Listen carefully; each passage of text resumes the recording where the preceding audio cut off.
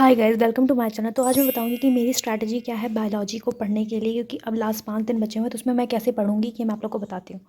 तो जैसे कि हमारे पास क्या कहते हैं, we have 13 chapter in biology. हमारे पास 13 चैप्टर्स हैं, जिसमें से कुछ छोटे हैं और कुछ बहुत ही बड़े हैं भाई, और कुछ घटिया लगता है पढ़ने में। जैसे कि मुझे जेनेटिक्स वाला पोर्शन बिल्कुल बकवास लगता है, क्योंकि पहली बात तो इतना कॉम्प्लेक्स है, चीज़ें इसमें समझ नहीं आती, ठीक है। और ह्यूमन रिप्रोडक्शन में मुझे वो जो ग्राफ वाला, जो मेंस्ट्रुएशन साइकिल का जो ग्राफ वो सब दिया हुआ भाई, वो मुझे सबसे गंदा वही लगता है।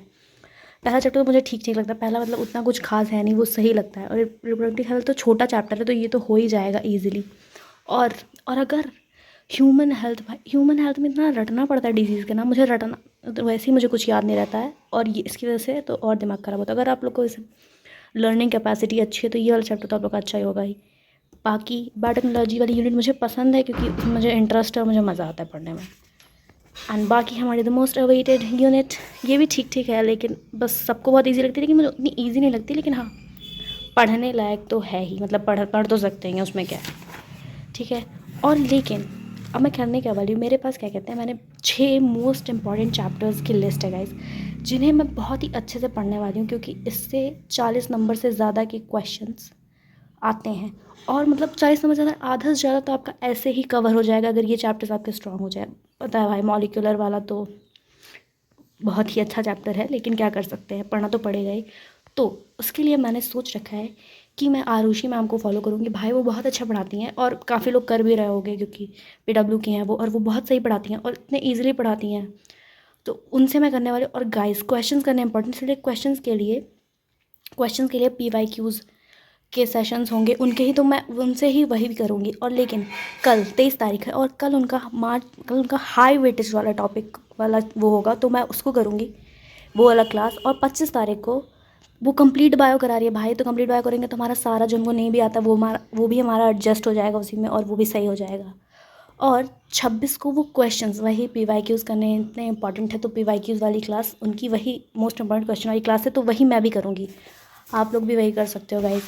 बाकी इसमें तो अच्छा कर रहे हैं, यही कोशिश रहेगी, क्योंकि भाई जिस हिसाब से फिजिक्स और केमिस्ट्री का पेपर गोड़ा हुआ है, तो अब क्या कर सकते हैं। लेकिन वो तो जो चला गया उसके लिए क्या ही कर सकते हैं। लेकिन बायो से ही हमारी परसेंटेज डिसाइड होने वाली है, तो इसीलिए जितने दिन भी बचे हुए हैं, विदाउट एनी रिग्रेट, जो वेस्ट कर दिया छोड़ो, तुम भी पढ़ो, मैं भी पढ़ूंगी भाई, ठीक है। मैंने ये इतना मैं अच्छे से 2 सैम्पल पेपर निकलवा के लाई थी कि हाँ मैं सॉल्व करूँगी भाई, सब तो अब बढ़िया से होने वाला है। लेकिन जैसा सोचो वैसा कुछ होता नहीं है, तो अब शायद मैं इसको बस ऐसे ही गो थ्रू करने वाली हूँ, क्योंकि टाइमर लगा के सॉल्व करने का तो मेरे पास टाइम है नहीं, क्योंकि मुझे सिलेबस भी ऑन टाइम करना है और अच्छे से करना है। क्वेश्चन पैटर्न ज़्यादा इंपॉर्टेंट है, इसीलिए तो इसके लिए मैं शायद इसको यूज़ करने वाली, क्योंकि भाई मैंने इसमें पैसे फूंक दिए हैं इसको निकलवाने में, तो प्रिंट आउट निकलवाने में, तो करना पड़ेगा। और मेरी एक एडवाइस रहेगी भाई, अगर नोट्स नहीं हैं आपके पास तो किसी का फॉलो कर लो, ठीक है, किसी के नोट्स ले लो। जो मैम आरुषि मैम करा रही हैं, PW से ही नोट्स ले लो।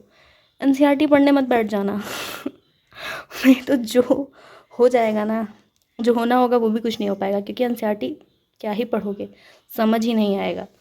और इन चैप्टर्स की पढ़ोगे तो वो तो वैसे भी नहीं आएगा इन चैप्टर्स को नोट से समझ आ जाए, बड़ी बात है।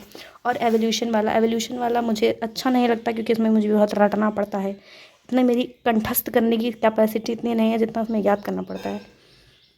ऑल ओवर मैं होप करती हूँ भाई सबका अच्छा जाए, मेरा खुद का अच्छा जाए, क्योंकि लग जाएगी, जीवन की वैसे ही लगी हुई है।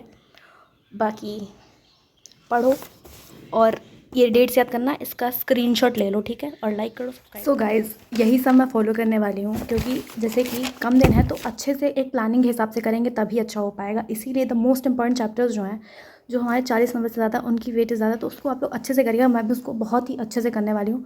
और बाकी सारी मैराथन्स वगैरह लेते रहिए आरुषि मैम के, या फिर किसी और के भी, जिससे आपको समझ में आ रहा है।